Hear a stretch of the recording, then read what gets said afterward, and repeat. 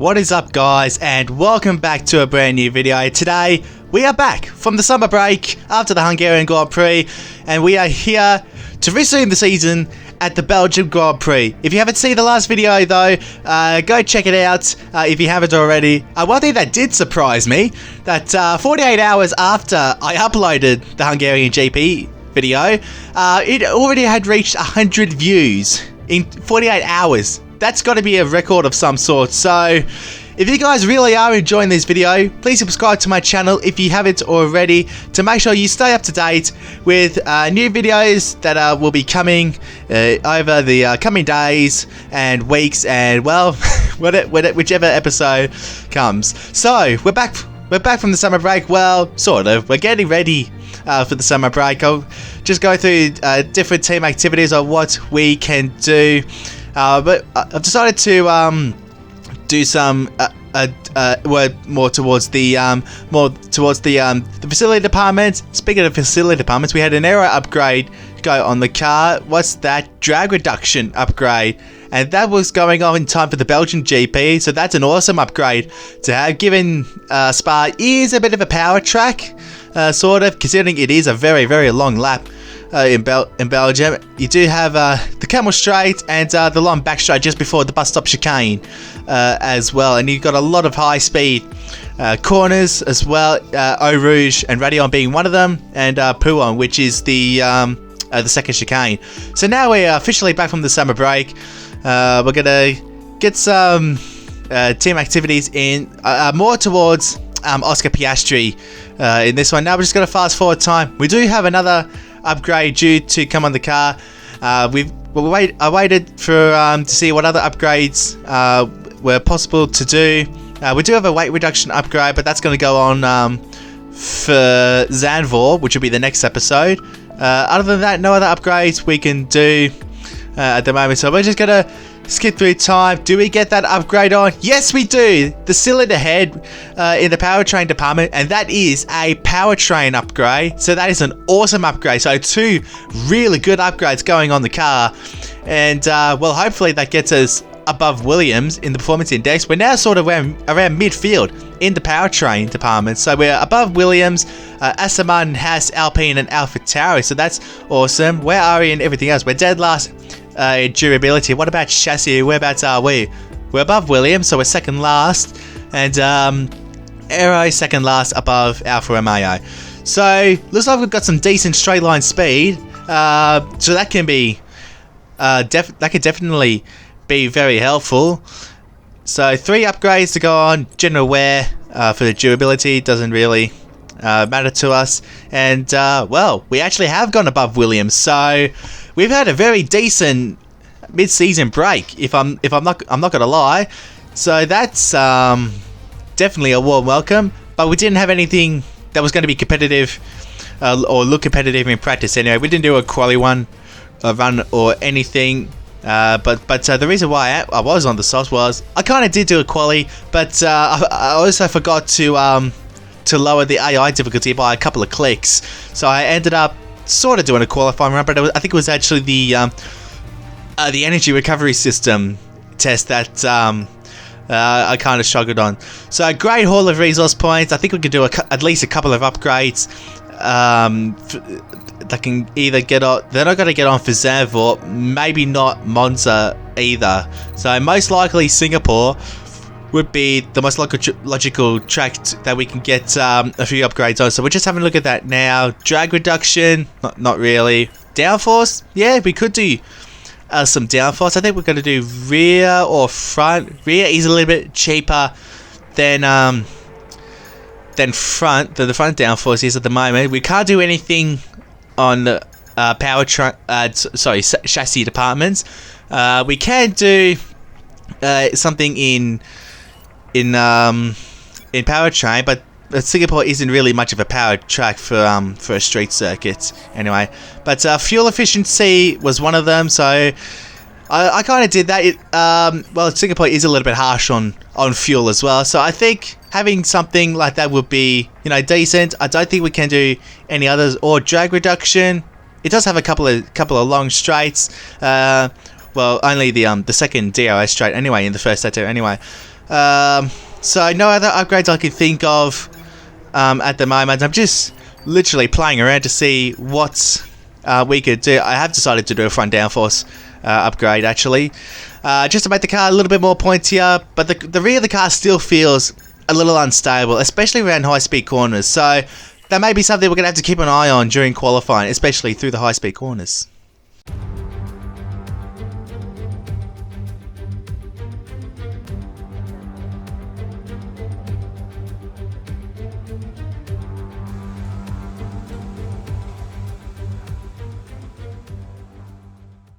Alrighty then, let's get stuck into this, shall we?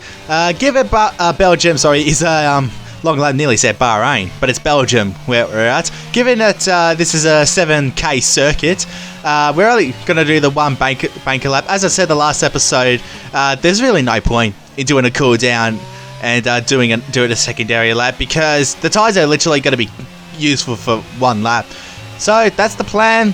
We're only going to get one lap anyway, because I like to just do a flying lap, which means the AI will get you to the third sector and you can take control from there. But by then, your tyres are pretty much cooked. Anyway, besides, I drive out to make sure the tyres get up to temperature slowly and that we don't wear the tyres too much. Anyway, so now we've done our banker lap. I actually didn't see what it was. Tyre temps, they seem to be okay for the moment. I don't know if you saw that, but Oscar Piastri went out ahead of the Mercs. So he's got to do a flying lap ahead of the Mercs. He's got to get no slipstream, and then hopefully, well, he may only get one lap. Ocon, what are you doing, pal? I'm trying to let you pass, for God's sake. Clearly the AI don't know what going past means. Anyway, start of our flying lap into turn 1 we go. I feel like I've been pretty strong, or sort of, at the start of the weekend, but kind of just like a couple of weekends ago, I just struggled there all the time. Through ROUGE and Radeon, nice and flat out. You really don't want to be lifting at all. Exit out of turn 1, and the run to ROUGE wasn't as great, but we did gain a bit more time. Well, this is where we should find all the time, because the tyres would have been sort of getting towards their best at the moment. Oscar improved, I think, to get into Q2, but then he got knocked out again. Before 10's up in the mid sector, we use a lot of the curb at the little S's, and now we're getting onto the back straight here. Nice run here. We're going to speed things up, heading towards the bus stop chicane, which we're at now. Braking as late as we dare, getting the car pulled up. Get into as far as the right as you can, so we can get a nice third gear exit, straight run up to the line. We improved by over a second there. That could get us close to qualifying 2, and it does get us into qualifying 2. So it must be these upgrades that have got us there. So 15th place ahead of Vettel. Alex Albon got his way into Q2 as well, and unfortunately for Oscar, it was only, what was that, second last ahead of Go-Tiffy there. So we do have one set of tyres available. We were only going to use the one set anyway. So similar out lap, Ricardo wouldn't go past until he finally got past, and now we're going to try and pick up some of his slipstream as I'll take you throughout this whole lap. Into the first corner now, La Source. Nice third gear corner. Really minimise the rear tyres spinning. Decent run out of there, but look at Ricardo. He's already out of slipstream range, and now we've got Carlos Sainz behind us, so that's not going to go well. Probably a little bit narrow on the entry onto ROUGE and Radeon, but well, onto the back straight. Probably the run wasn't quite as good than the last lap in Q1, but now Sainz is going to be all over us. Now he can probably affect our lap if he even chooses to dive up the inside. Through the Lacombe chicane, we go in towards turn 10, I think this is. I'm not too sure what corner this is. So yeah, decent rotation. Got up into the curb a little bit, got the car a little bit unstable. Alonso sets the fastest lap in quali. Through P1 we go. Nice flat out 8 gear corner. Probably just disobeyed track limits there a little bit. Verstappen now goes quickest. Now Sainz is all over us as we head into this next little chicane. I feel like since the start of the weekend I have improved, but of course I have missed that first apex all the time. Same with this corner here leading onto the back straight. But all in all, this lap feels pretty decent. Now Sainz is all over us. I am praying he doesn't do anything stupid. I really do not want to back out, but at the same time, I don't think we're going to be getting anywhere close to Q3. Through Blanchimont, we go up towards the bus stop chicane. Sainz is too far back to think about a lunge. First part good, didn't quite go as far left or far right as what I did in Q1. Straight on up to the line. We stayed ahead of Sainz in that process, but where does this put us in Q2? Well, we're not even into Q2 anyway, so we're 15th or 16th. I think we got 16th in the end. We did. So we are nearly a second away from Q2, and we're like 4/10 away from Sonoda. Wow. So. Oh, maybe actually 3/10, sorry. So, a decent qualifying session. We got our car into Q2. That's actually a solid effort with the car that we have. Even though us and Albon are getting our cars into Q2, I'd say we both had decent qualifying sessions. So 16th on the grid. Long lap this is. Let's see what we can make up in the race. We're in Belgium once again for today's round of the Formula One World Championship. It's a race that the great Ayrton Senna won 6 times, and in 2019, Charles Leclerc became the first driver to take their maiden win here since Michael Schumacher back in 1992. Spa-Francorchamps today, a circuit that spans 4.35 miles. There are tons of elevation changes along the way too. 19 corners making up this circuit, with 9 of those to the right and the remaining 10 to the left. This track's a great one for fans of pure speed, and the average lap speed comes close to a whopping 145 miles per hour. Off the back of a fantastic qualifying session, it's time to see how our starting grid looks like for today's race. An immense lap from Carlos Sainz yesterday puts him in pole position, edging out Max Verstappen, who'll start from P2. As we continue through the rest of the grid today, we have Perez, Norris, George Russell and Ricciardo, Fernando Alonso, Hamilton, Gasly and Kevin Magnussen, Ocon, Vettel, Mick Schumacher and Sonoda, Skip, Bottas, Charles Leclerc and Guan Yu Zhou, Stroll, Oscar Piastri, Albon. They'll be starting further back after an earlier grid penalty, and Nicholas Latifi. It's almost time for those 5 red lights to go out then. Let's see who can prevail today. Well then, Albon getting demoted because of grid penalties. And one thing I forgot to mention, Charles Leclerc got knocked out in Q1 as well, I think. So that definitely raised my eyebrows. And given that Verstappen is up ahead, he might be a potential threat to Sainz. However, I'm actually not too sure if he's going to even pose that much of a threat.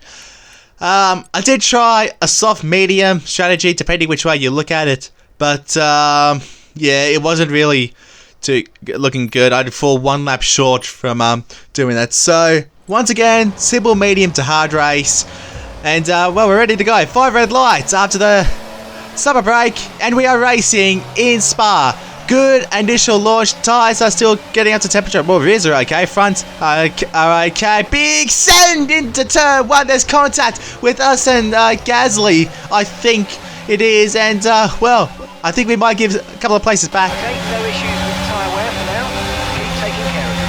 Had just to make sure that there was no damage. Now we're side by side with Ocon through ROUGE. Oh my goodness me, that is not a place you want to be going side by side. And we go from being in the points to dropping back to 13. And it might even get worse because Vettel got a good run as well. So we literally got the worst run out of turn 1. Even though we're spamming our overtake, it's not even making a difference. At the moment, Vettel nearly clutters into us as we go through the Lakeland chicane for the first of 22 times.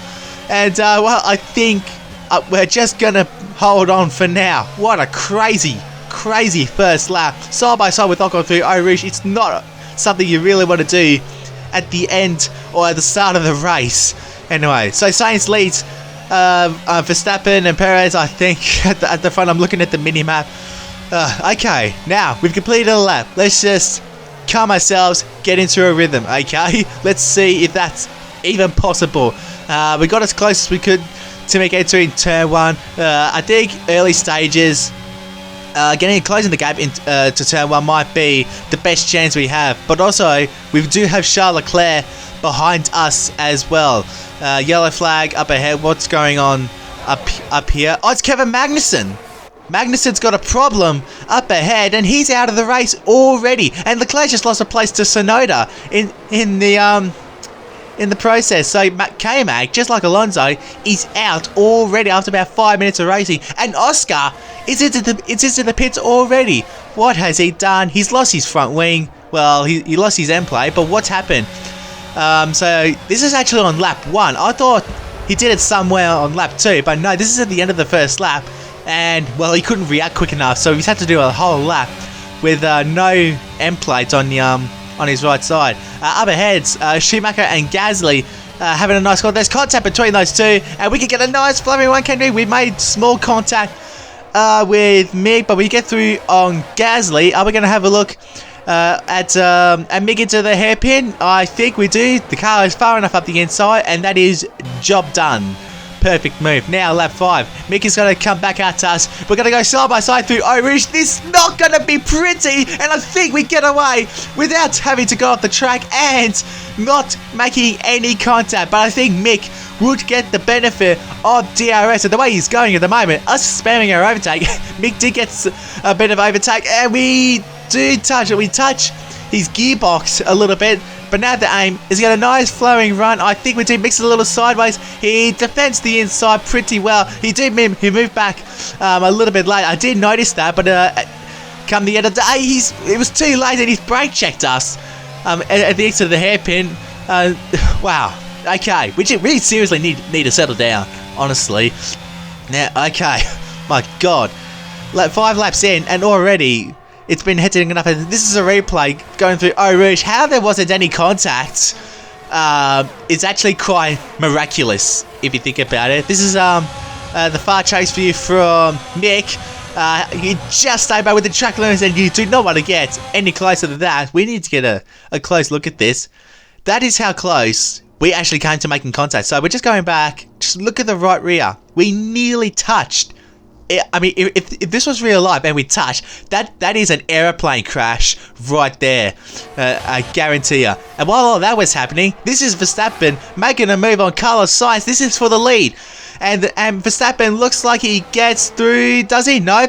He's going to be on the outside, but he'll have the inside for the next couple of corners. And in fact, he actually gets it done at the end of the Lacombe chicane. So that's Verstappen getting through while we were squabbling with Mick. Now we get a bit of DRS off of Mick ahead, but Gasly was, sorry, not Gasly, like Charles Leclerc, the championship leader, was behind us. We let him go, but he's missed the apex in doing so, and that, well, he's kind of backed us up into Gasly at the moment, or right now, so that wasn't pretty. Now Gasly's going to have a look up the inside into us at P1. We're going to try and get a switch. We're going the touching there. He gives us a nice squeeze and he's taking us out for the second time in 3 races. And now we're creating a traffic attack. We're trying to get around, and in doing so we've deployed the safety car as well. Well, that kind of saved us actually, because we could have easily been dead last out of that. That package. This was the best. That was the best angle I could find of Gasly squeezing us, or this might actually be even the best. So Gasly wouldn't have had a clue that I was trying to get a switchback going. This is on board with Vettel. There goes Zhou, I think it was, and yeah. That view. I don't know if you saw, but that view. I went back and had another look. I thought we were definitely behind. We were definitely behind Vettel, but we made an overtake happen.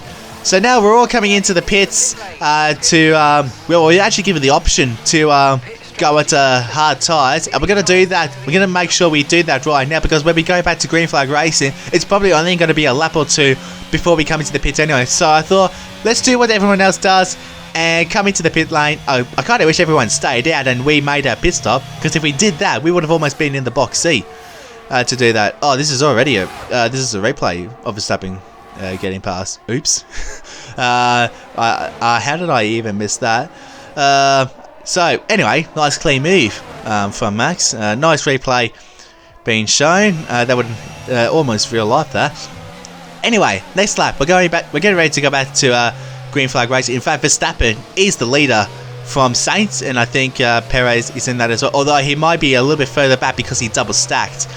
Anyway, and what's also interesting that both Alphas pitted for soft tyres, so those softs are never going to make it to the end, so they'll have to pit one more time. So it could be 13th or 12th maybe for us maximum, because I'm not so sure how long we're going to stay ahead of these guys. Anyway, we're back to green flag racing now, and well, let's just skip through this race as much as possible. We've had so much happen in the first half. Let's just cool things down and bring this car, or keep this car pointing in a straight line, and focus on the guys ahead. So Jai got past Albon. I didn't really care about that too much. I just wanted to keep going on with this race, and I'm sure Bottas will pit very soon.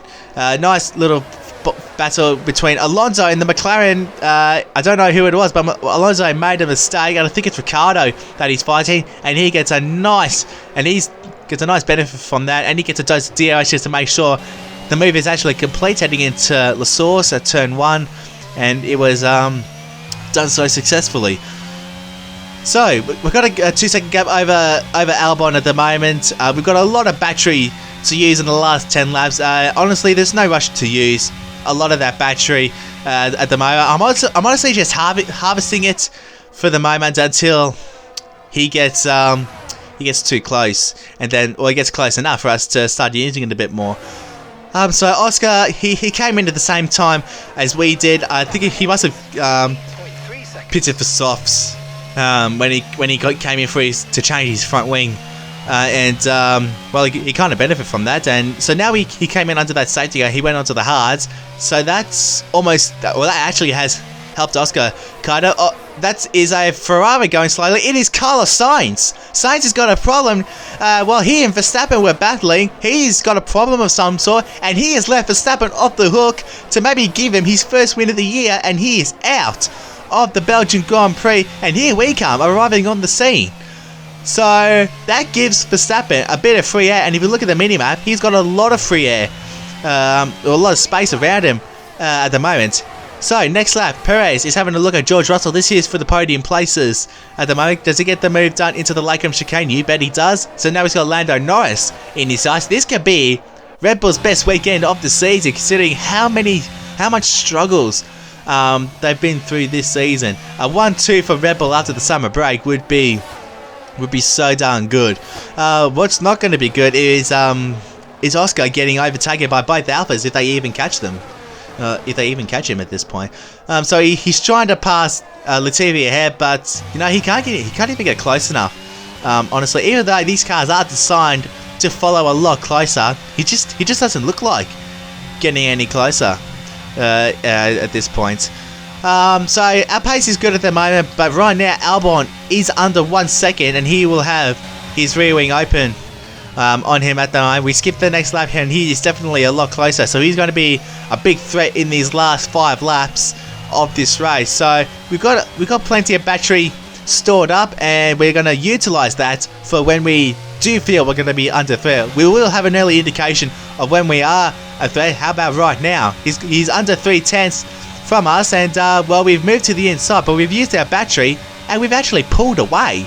Given the fact that Williams is so slippery in a straight line, that kind of raised my eyebrows there for a minute. And now this is Perez on lap 19, getting past Lando Norris to make it a 1-2 for the Milton Keynes base team.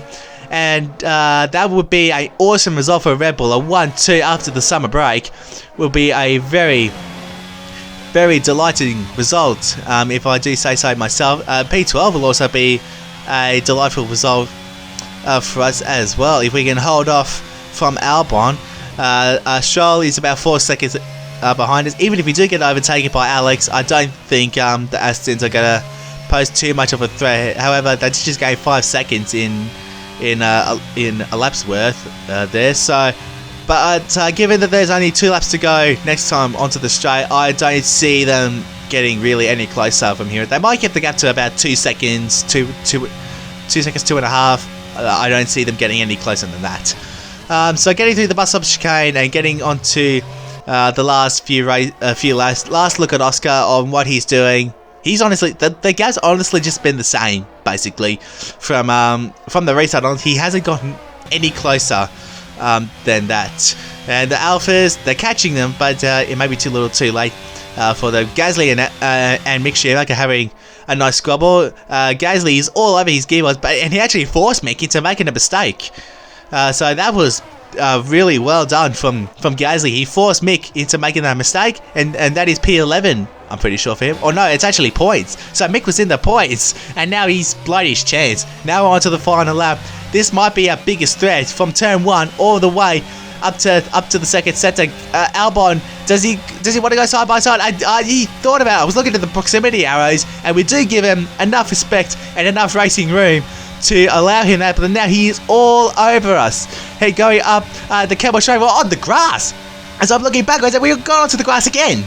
Just looking backwards now, he's going to have to go the long way around the Lacombe chicane, and I don't think he actually does. So we fend off that battle, fend off Alex for a little while. We'll come back to that in a moment, because we need to appreciate this man, Max Verstappen. After so many struggles, he exits the final chicane.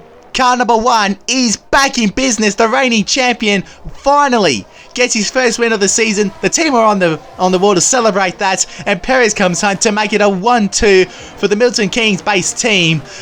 That is a very, very delightful result, and Checo sets the fastest lap of the race. Now Albon, we can come back to this battle. He's all over us. He might even think about a dive into the Lacombe chicane. We're both going to be braking at the absolute latest as possible, and I think we break just that little bit later. All we have to do is just get through the chicane up to 3rd gear, minimise the wheel spin, and it is going to be P12 in the Belgian Grand Prix. Not a bad result after the break. Okay, pick up rubber and bring it home. A difficult race then on one of the all-time classic circuits, but they persevered to take the win here today.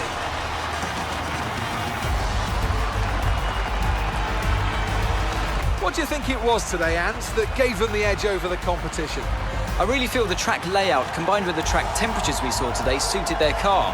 These cars come alive when the tyres are just at the right temperature, and the driver did a great job managing that as well. They just look so comfortable out there. It's like anything, it always looks so easy when it all just clicks.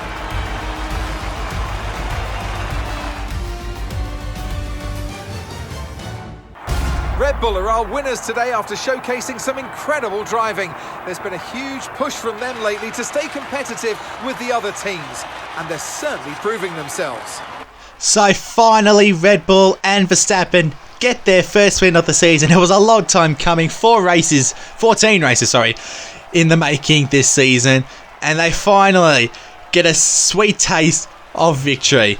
And for us, P12, not a bad effort after the summer break. I feel like we need to up the AI difficulty a little bit, in all honesty. I feel like 100 isn't quite enough. We might have to up it by 1 or 2 clicks, 101, 102, just to make it a bit more realistic to where our car potentially stands. But Albon going from the back row to 13th, that's not a bad effort either. Gaining 8 places as well. Oscar, he's gaining places every race, but you know, there's only so much a rookie can do these days. So, yeah. Carlos Sainz, disappointment after starting on pole, retiring, even though he was fighting Max for the win. So Max gets his way up back in front of Lewis, but still, he's 165 points, but there are 208 points available, make it 216 if you include the sprint. So really, he's mathematically still in this, but he's literally going to need a miracle to win this championship if he's going to have any chance of keeping the number 1 on the car, which I find it pretty hard to do so. That's honestly a realistic expectation of what I generally think anyway. Rivalry with Ocon, I don't know why we're even rivalries with him. He's got a faster car than us. I think the rivalries are based off how we're doing during the season. Even though we have a back marker and we're getting some, solid results, it's I think that's the reason why we're fighting, midfield teams at the moment. We shouldn't be fighting midfield teams if we're going to make dodgy dive bombs into a slow speed corner on the first lap. But I mean, how we survived going side by side through multiple cars through ROUGE and Radion, that was a bit dodgy from Ocon as well. He cut the corner. He was beyond the white lines. I don't know why he wasn't even given back the place. He must have been just in front. I mean, it's a video game, so they're gonna have different ways of showing things on the game anyway, compared to real life, if that makes sense. So if you make an overtake off track but you're ahead, you're not gonna. The game won't ask you to give up the place, which is unfortunate because it's not realistic, unlike real life. Because I have seen instances like that before, Bahrain last year. I think there needs to be some rule changes for the 2023 game. But thank you guys so much for watching. Please like this video if you enjoyed it. Subscribe to my channel if you are new. And I'll see you next time.